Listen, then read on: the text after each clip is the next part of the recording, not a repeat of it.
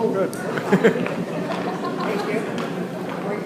Earlier this month, I was approached to do a tribute to my father, Don Calcaterra Sr., who passed away. So I wanted to share a few words with you about that. First of all, my name is Don Calcaterra Jr. I am here today for a tribute to Don Calcaterra Sr., a man of great intellect and passion, who was committed to his family, the real estate industry, and for those of you who know him well, the game of golf. He was also a friend, mentor, and father to me. If he were here now, I'm sure he would apologize for you having to listen to me talk about him, but be grateful that I talk fast. In a tribute such as this, you're supposed to list out business accomplishments.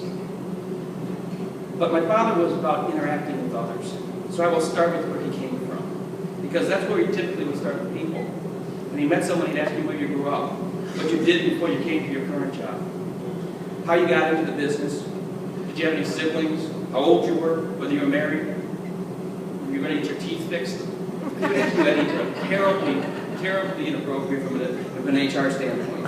He wanted to know about you. So here's a little bit about him. My father was born to a gregarious Italian family on the east side of Detroit in 1939, and he grew up in a home full of love. He was hyper-involved at school, and the caption next to his yearbook photo will not surprise anyone who spent time with him. He was a man of excellent genius, liking to do unique things.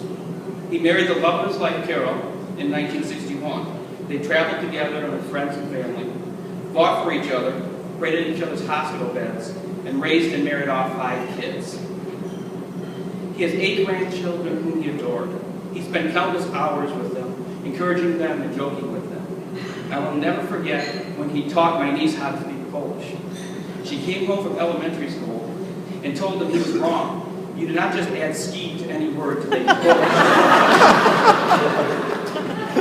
And as for business life, he started selling real estate in 1958 at the age of 18. He opened Easttown Realty in 1964, Dart Construction in 1968, Manor Mortgage in 1978, Town Mortgage and First Equity Realty Corporation in 1982, and American Mortgage in 1993. He served in various positions with MMLA and MBA, was a founding member of America's Mortgage Cooperative, and received the MMLA's James T. Barnum Lifetime Achievement Award, to which I recall him remarking afterwards, "I don't deserve this, but I have arthritis and I don't deserve that either."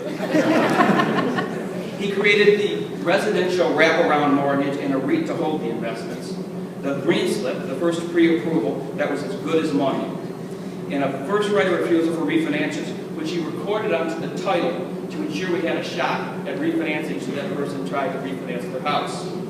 The state of Michigan had a very hard time passing laws quick enough to keep up with them at that stage in his life. But those achievements fall short of conveying who he was. My father was a consummate salesman. To him, no was just a need to understand or to be understood, to say something another way, to present something in another light. It was a challenging puzzle with great reward, one that could constantly be improved. He believed anybody could do what he did and often willed others to success. He would always tell me, people can do more than they think they can.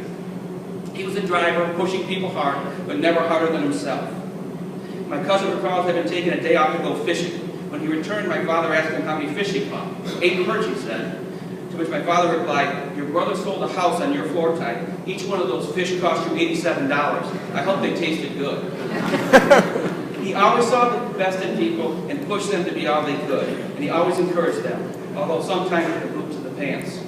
My brother recalls one day, while walking through the office, he noticed a group of loan officers sitting at their desk talking. He stopped and said, "I'm sorry, did I miss the memo? Is there a realtor parade coming through our office today? Because if there is, I'll call the other loan officers and have them come back to the office." Throughout his life, he was an attentive student, valuing both formal and informal education. He was a voracious reader with tremendous comprehension skills and the ability to synthesize volumes, written or spoken, into a simple statement. At the meeting to discuss creation of America's Mortgage Cooperative, the first lenders cooperative in the country, the goal was to accumulate 28 independent mortgage bankers, pool their business so we can negotiate better with GSEs. There was a lot of guarded conversation by all the companies. Conversation went in circles for several hours when my father finally interjected. "It seems to me we are going to be a cooperative, we have to act as one, and we all have to put our corn on the table, to which Tim always reminds me. My father, whether it was advancing a position, selling a loan, or convincing someone they could do something, my father went into every conversation open to learning. It would be nothing for him to passionately advance a position, and then upon hearing new information in the middle of a heated conversation say, well, that changes everything, and then go in a totally different direction.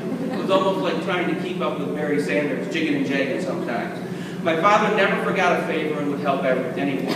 Whenever Fanny came up in conversations, he would always mention that it was Vince Pollack who shared his quality control plan with him that helped us get Fanny approved. He never forgot a favor that someone did for him, and he always tried to do favors for others. That comment about getting your teeth fixed, he paid for a new loan officer to get his teeth fixed. He felt it was going to prevent him from establishing relationships with real estate agents. In 1995, he took our account executives to the cellular store so they could all get phones because he felt you have to be available when the client needs you. Last night I listened to NPR clips from the TED conference discussing success. Tony Robbins, the motivational speaker, said something that stuck with me. Besides the fact that Tony Robbins sounds just like Bruce Carr, and I'm sitting in bed, he did say something that I was able to focus on. He said that emotion is the force of life. All of us have great minds, but those who understand emotions, how to read them in others, how to channel them within, really excel. I think my father had that gift. He knew how to tap emotions in himself and others. My father used to say that the only thing easier to sell with mortgages was God. And if you could bring yourself to sell God for money, you should do that. In the 9th grade, I had to talk to someone, I had to talk about something in the class, so I asked my father about selling. He went into a 15-minute impromptu presentation on selling someone a home. The message was all about the emotions going through the buyer's mind and how they wanted to be assured they were doing the right thing, making the right decisions. It was about the person, not the house. You know, our business does not seem so easy today, but maybe that's because we are focusing on numbers and ratios and beating people up for mistakes instead of getting to know the people and how they feel. I want to thank you for honoring my father. If there's anything I would like you to take from my speech today, it is to make your business about the people. The buyers who give you loans, the people you work with, the bankers that finance you, the investors you sell to. Make it about the people again, because that is truly the root of our industry. When I first heard MMLA wanted to pay tribute to my father, I immediately asked if I could do it. Before I expressed gratitude, before I humbly left, I asked if I could pay the tribute. And that is because I know what my father would want me to say. And that is thank you. Thank you all. Thank you for the kind words you've expressed to me and my family. Thank you for the prayers you've said for us. Thank you for sharing your life and passions with my father. And thank you for allowing him to get to know each of you. Thank you.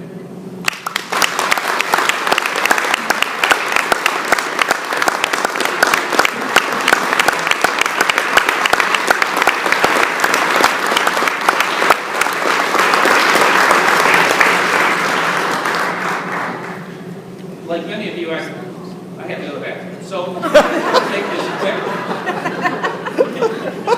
Introduce the incoming president of the MMLA.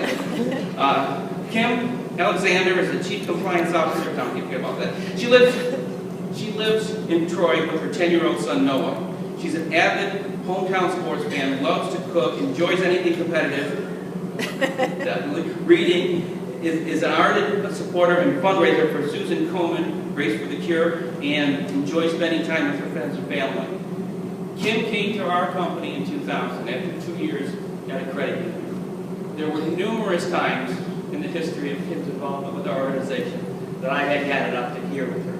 She is the epitome. Back at you. She is the epitome of what my father would look at and say, "See, I told you so." She can do more than you can imagine. She is capable of doing anything, and I can tell you from my heart that she is always one that will step up and do anything that we need to do in our organization. It was not her dream to be our Chief Compliance Officer. She didn't wake up one day in kindergarten and say, "You know what, Mommy, I want to be a Chief Compliance Officer." It didn't happen.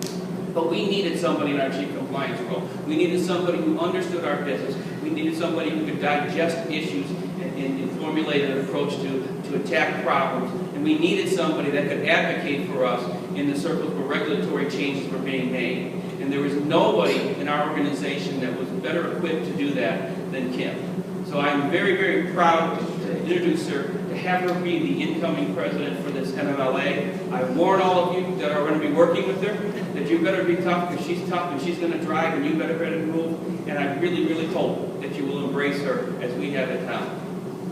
So I got a panel there.